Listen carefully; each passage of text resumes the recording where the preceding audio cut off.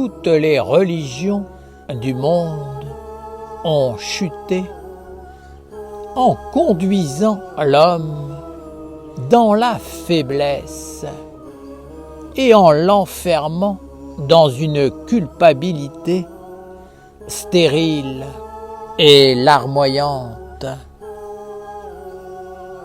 Toutes les religions ont placé la divinité au-dessus de tout, comme l'omniscience, l'omniprésence et l'omnipotence. Elles ont présenté Dieu comme le sublime, comme l'au-delà, et l'ont ainsi exalté dans l'imagination des hommes. Les religions ont proclamé que Dieu était le Créateur suprême du ciel, de la terre et de l'humanité, que si l'homme ne voyait pas Dieu en lui et autour de lui, c'était le signe qu'il était en enfer. Cela est effectivement vrai, mais ce n'est qu'une partie de la vérité, ou plutôt des concepts qui n'ont pas été amenés et transmis d'une façon juste.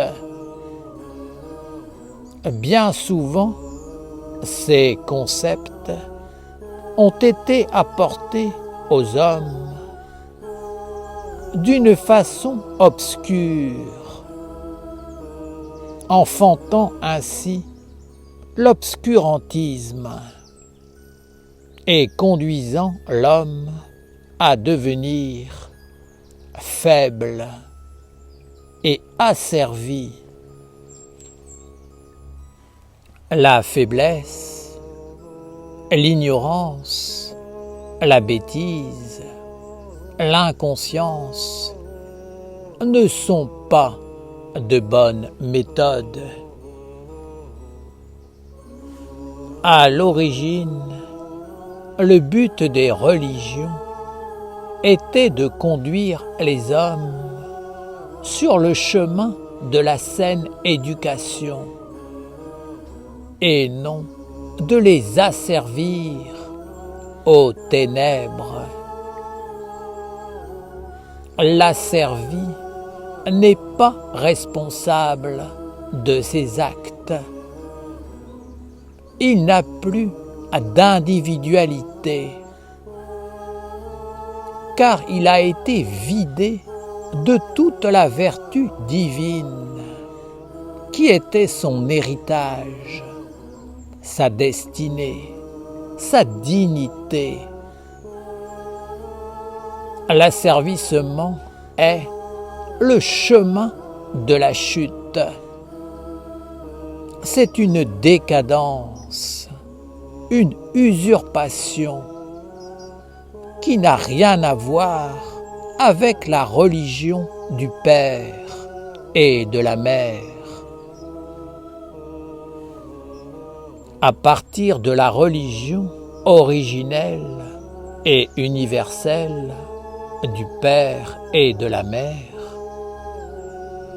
les hommes ont engendré des religions contrefaites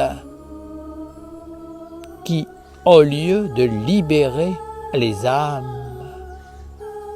les ont conduites dans l'asservissement.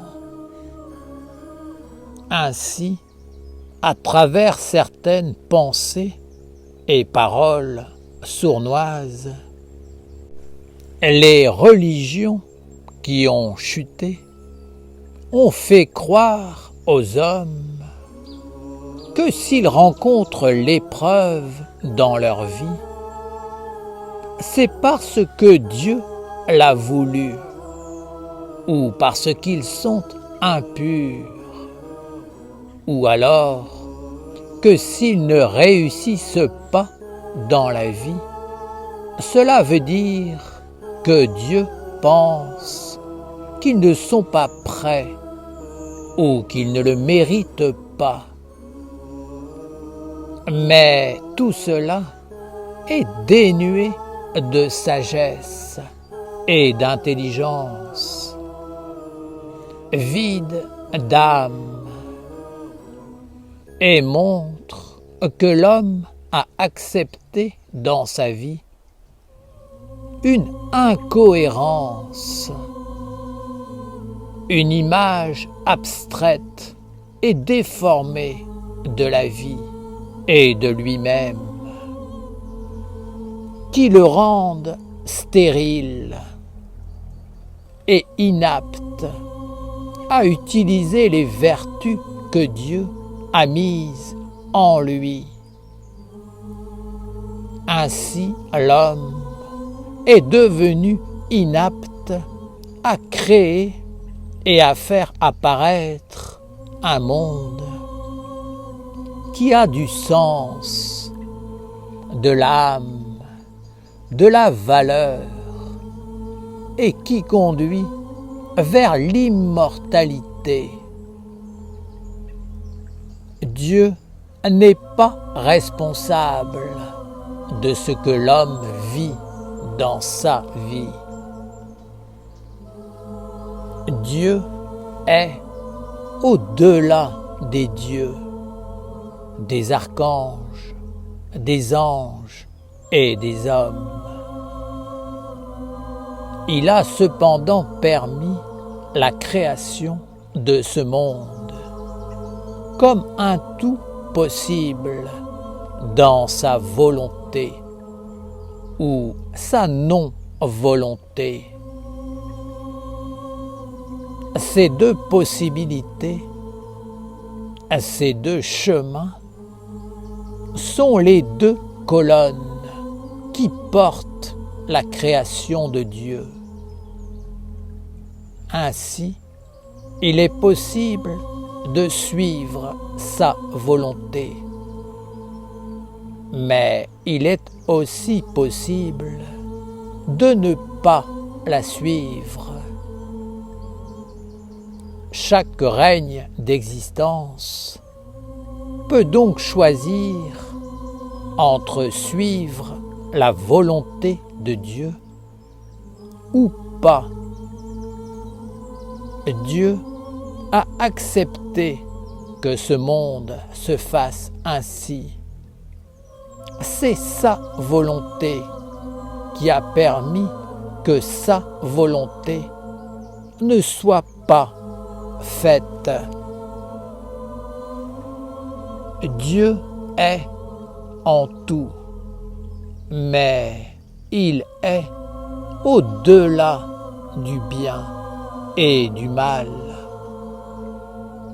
Il se tient dans l'éternité qui n'a ni commencement ni fin.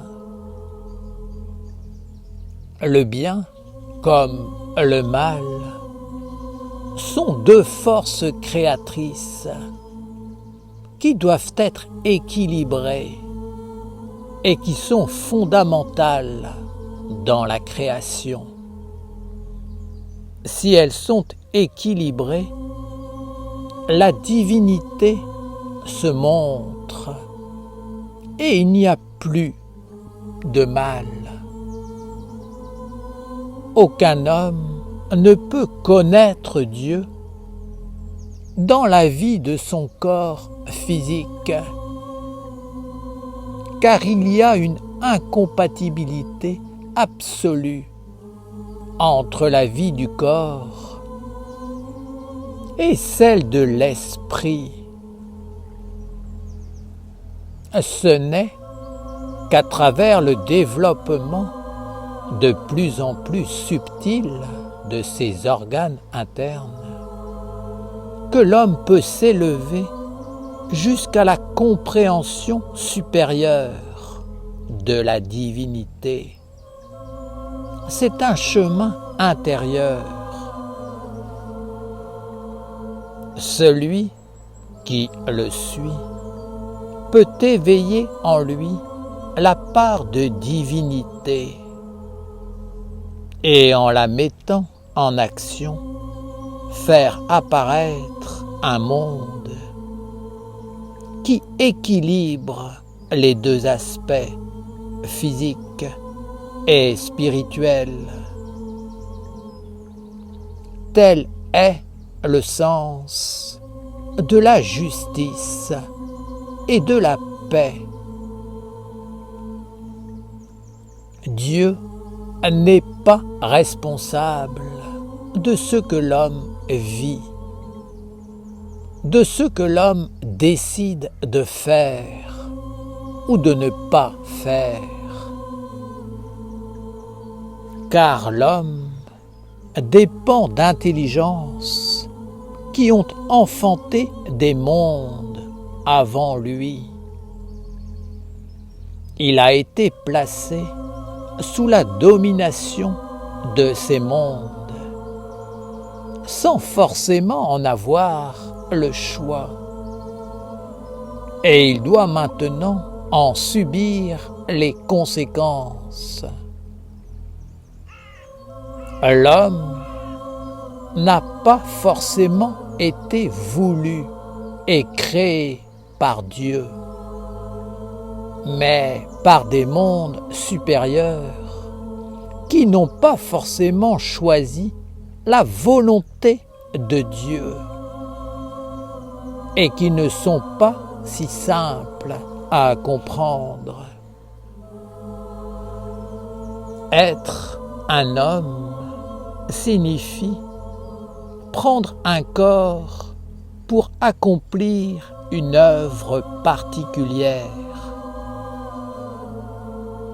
Certains mondes veulent se servir de l'homme pour parvenir à leur fin, alors que d'autres cherchent à faire apparaître à travers lui les vertus de Dieu qui enfantent les mondes parfaits.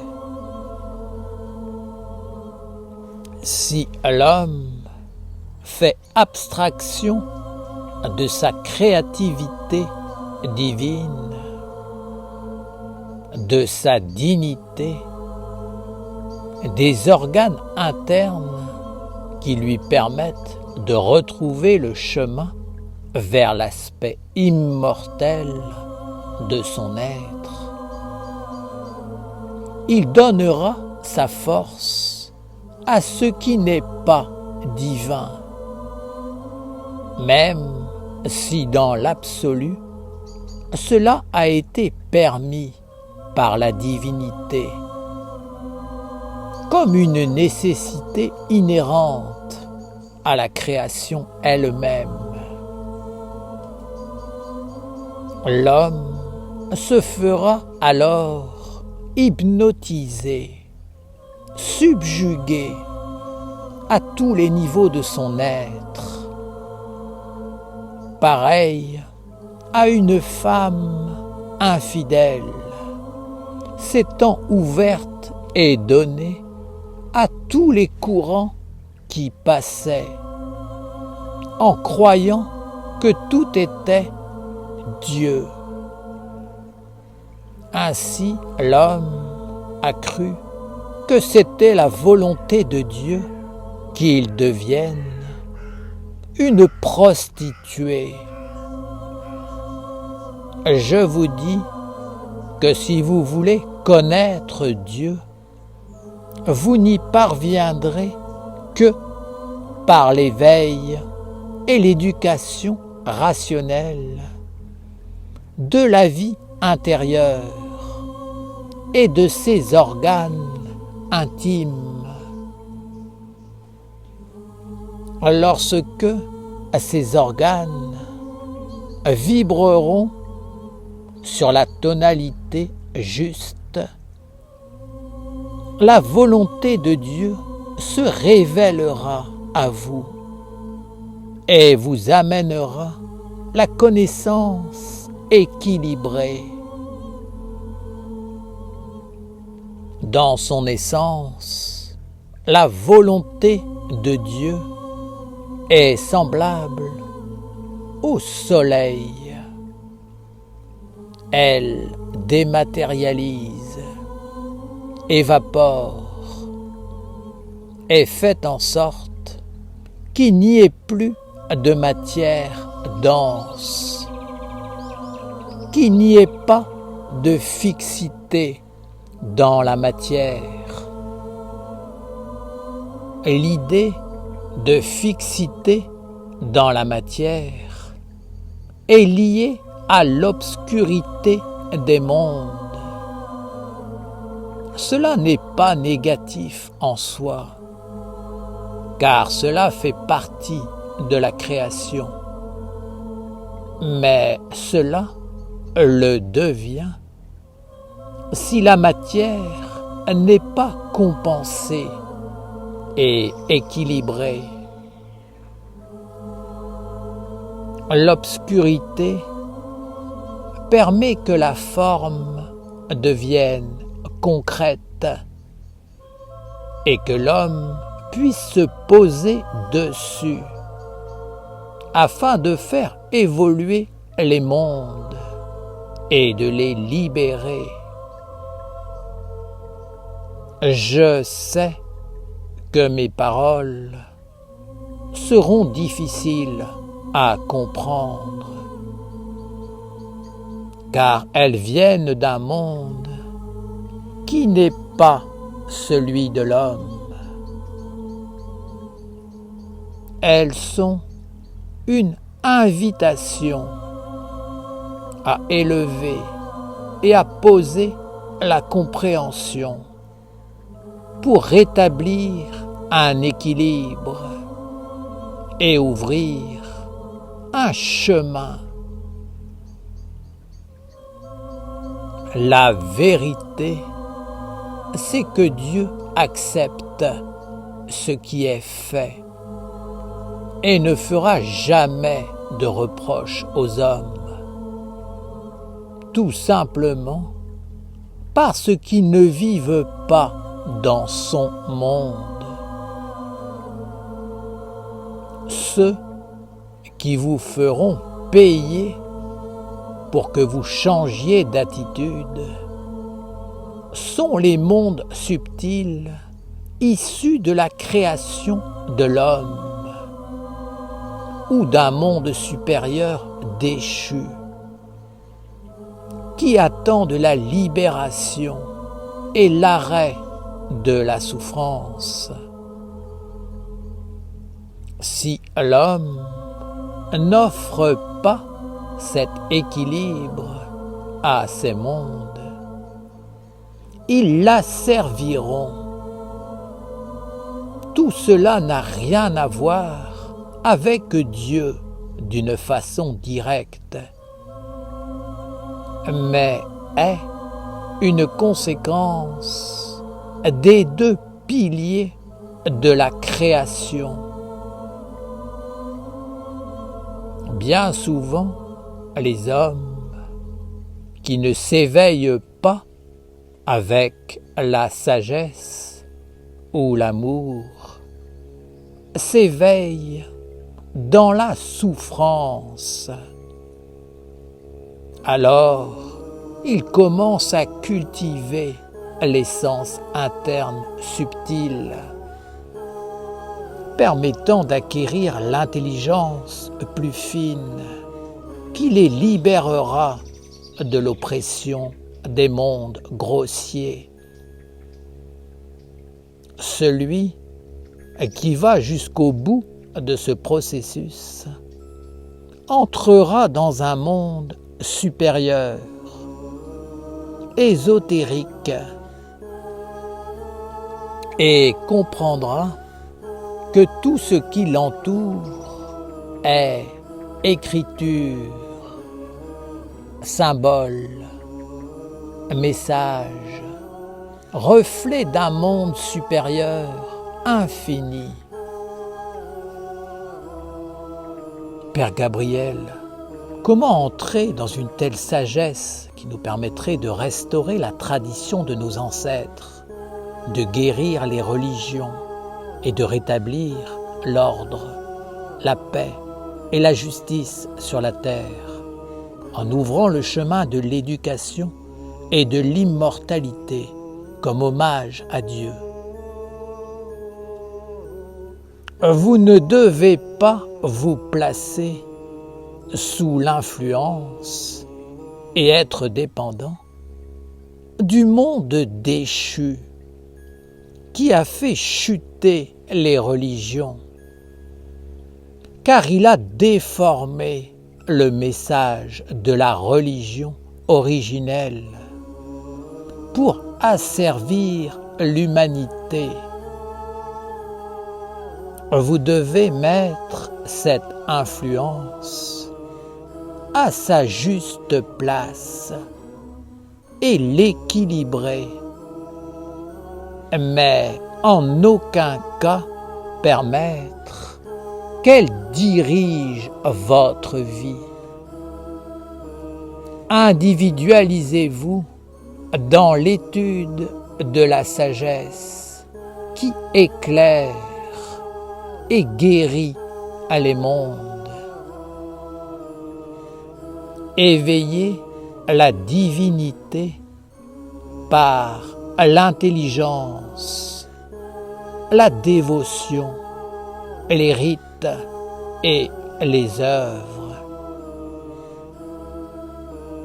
N'éveillez pas la divinité en vous ou dans la nation essénienne pour construire un monde extérieur, mais fondamentalement pour retrouver les valeurs du monde divin et vivre avec elles, pour les valoriser dans votre vie et dans la nation. Bien sûr qu'il est important de bâtir à l'extérieur et que cela ne doit pas être délaissé. Mais il est fondamental d'honorer les mondes invisibles, de les placer dans la grandeur, dans la pureté, dans l'intelligence. Le corps est important, mais privé de l'âme et de l'esprit, il devient une malédiction. C'est en honorant l'invisible et en le faisant apparaître dans la beauté et la grandeur que les portes du ciel s'ouvriront et que les mystères insondables qui équilibrent la vie apparaîtront. Alors Dieu vous sera connu, sa volonté sera claire et les mondes seront libérés.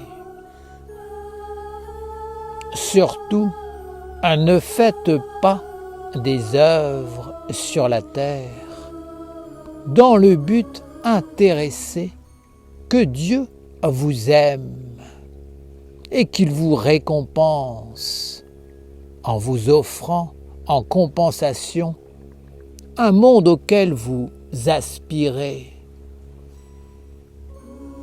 Vous, les Esséniens, vous honorez l'immortalité et les mondes invisibles.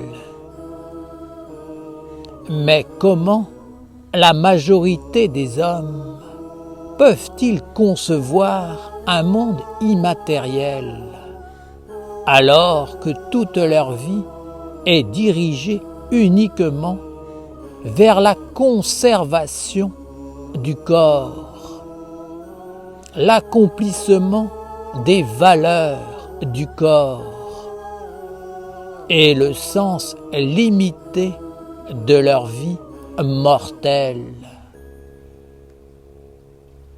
L'immortalité est un chemin qui s'enracine dans le corps, mais où le corps n'est ni la finalité, ni l'orientation, ni l'objet de la concentration. Alors, ne dites pas une chose pour la dire, ou dans l'espoir d'obtenir autre chose. Soyez clair, précis, et ouvrez le chemin que vous voulez vivre. Faites-le vous-même pour être digne, vrai et conforme à ce que vous pensez juste, beau et noble. Faites-le parce que la vision est grande et parce qu'il n'y a rien de plus honorable que d'accomplir ce que l'on croit être juste. Soyez libre et n'attendez pas de retour. Car si une chose est sûre, c'est que le retour n'arrivera jamais sous la forme sous laquelle vous l'attendez. Alors que l'acte lui-même soit votre récompense. Dieu apporte toujours la bénédiction dans ce qui n'est pas fixé sur la terre et qui ne se limite pas au monde physique. Pour Dieu, être fixé sur la terre est synonyme de mort, ne pouvant qu'engendrer la mort. Dieu ne dilapide pas sa richesse, mais il la fait fructifier. C'est pourquoi il donnera à l'homme ce qui est bon pour lui, et non pas ce que l'homme pense ou croit être bon. Seul ce qui ennoblit la divinité dans l'homme et dans le monde, en ouvrant les portes sacrées des mondes subtils, est bon.